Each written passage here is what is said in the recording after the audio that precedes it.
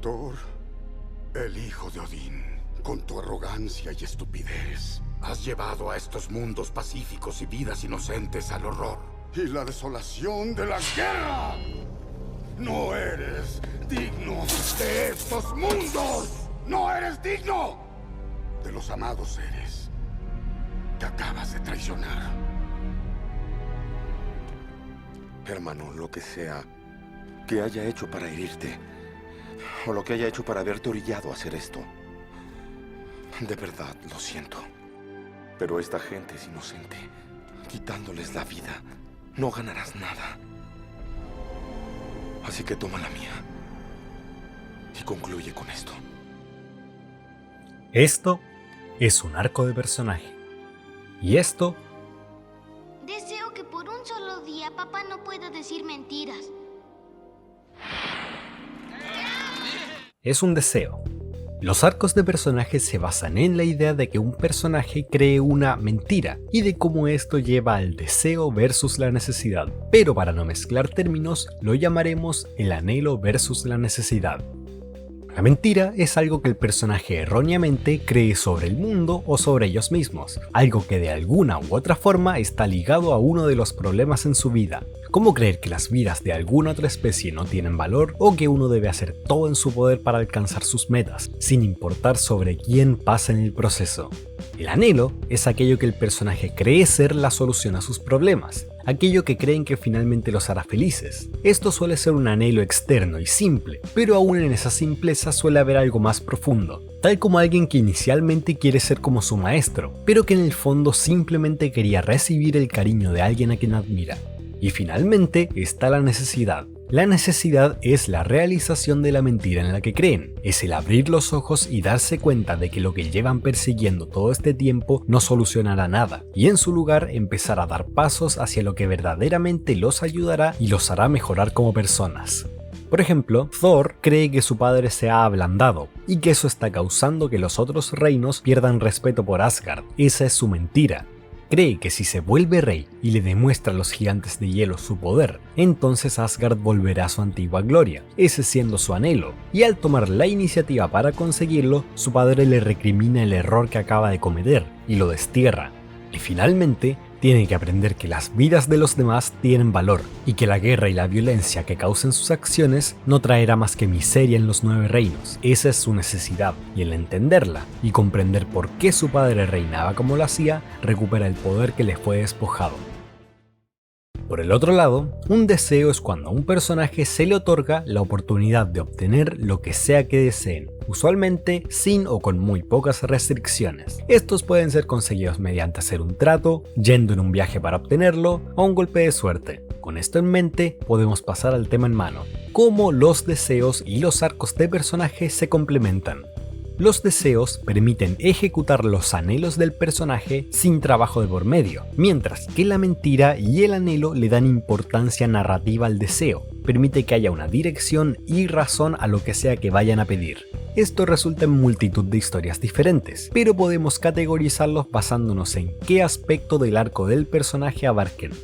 La primera forma de usarlo es con el deseo egoísta. Estos deseos están completamente basados en la mentira del personaje y son puramente perjudiciales, pero su orgullo, codicia o vanidad le impiden ver más allá y se quedan atrapados sin entender las consecuencias que se traerán a ellos mismos y a quienes les rodean. Una vez pedido el deseo, el autor puede aprovechar la inmediatez de las consecuencias para demostrarle al personaje lo erróneo de su anhelo y la falsedad de la mentira en la que creen, incitándolos a buscar la verdad o haciéndolos sufrir las consecuencias. Un ejemplo de este tipo de deseo es Shrek para siempre. En resumidas cuentas, él empieza la película creyendo que su vida es terrible, que el mundo no tiene sentido y que toda la felicidad y libertad que tenía se perdió cuando empezó una familia. En base a esto y a la proposición de Rumpelstiltskin, pasa a creer que lo que necesita es, aunque sea por un día, recuperar la vida que tenía antes de rescatar a Fiona, y se le concede. Al principio no parece afectarle mucho, pero cuando se detiene a prestar atención y fijarse en lo que su deseo causó, silencio. Nunca rescató a Fiona, por lo que nunca formó una familia y nunca conoció a sus amigos. Su deseo se cumplió y ahora está solo. Fue ese golpe de realidad lo que lo hizo reflexionar en las palabras de Fiona, que efectivamente, él ya lo tenía todo, solo le faltaba aprender a apreciarlo. La segunda forma es con los deseos fallidos. En estos, el anhelo no es directamente negativo, o al menos no lo aparenta, por lo que al momento de pedirlo, las consecuencias no serán evidentes. Estas deberán ser exploradas mediante progresar la trama. El personaje no solo tendrá que aprender que su deseo inicial no era lo que necesitaba, sino que tendrá que aceptar que el deseo que pidió no trajo solo beneficio. Tenemos un caso particular de esto en Mentiroso Mentiroso, siendo que el desarrollo ocurre desde ambas partes involucradas. Fletcher es un mentiroso sin remedio que no para de dañar a quienes le rodean, y Max es simplemente un niño que no entiende por qué su padre no para de mentir. Uno tendrá que aprender el valor de decir la verdad y permitir que la gente confíe en él, un desarrollo bastante común. Pero a la par que Fletcher tiene que aprender a dejar de mentir, Max tiene que aprender que lo que él necesita no es que su papá esté forzado a decir la verdad. Así su relación nunca mejorará. Lo que necesita es que su padre comprenda el daño que le hace y por su propia voluntad deje de mentir. Y finalmente están los deseos altruistas, aquellos que son hechos con la genuina intención de hacer el bien, no buscando lo que anhelan, sino entendiendo lo que más necesitan. En estos casos, el objetivo final de la historia suele ser conseguir el deseo, y aun si se embarcaron con intenciones equivocadas, es durante el viaje que se desarrollan y empiezan a comprender qué es lo que deben hacer.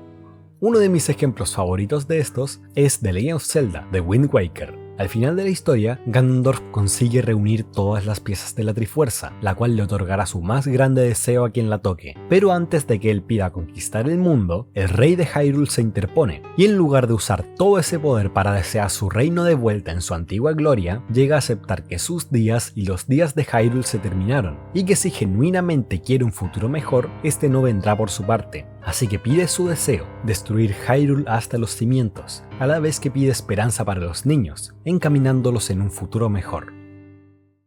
Al final del día, los deseos no son más que herramientas. No van a crear un arco de personaje donde no lo haya, y no demostrarán la mentira a los personajes solo porque sí, pero con buen manejo y consideración, grandes historias y personajes son posibles. Su uso va mucho más allá de darle a un personaje lo que quieran. Pueden desarrollar un personaje, mostrar ideas conflictivas, cambiar el rumbo de la historia y mucho más. Es por eso que puede decirse que los deseos son increíbles armando conflicto de personajes.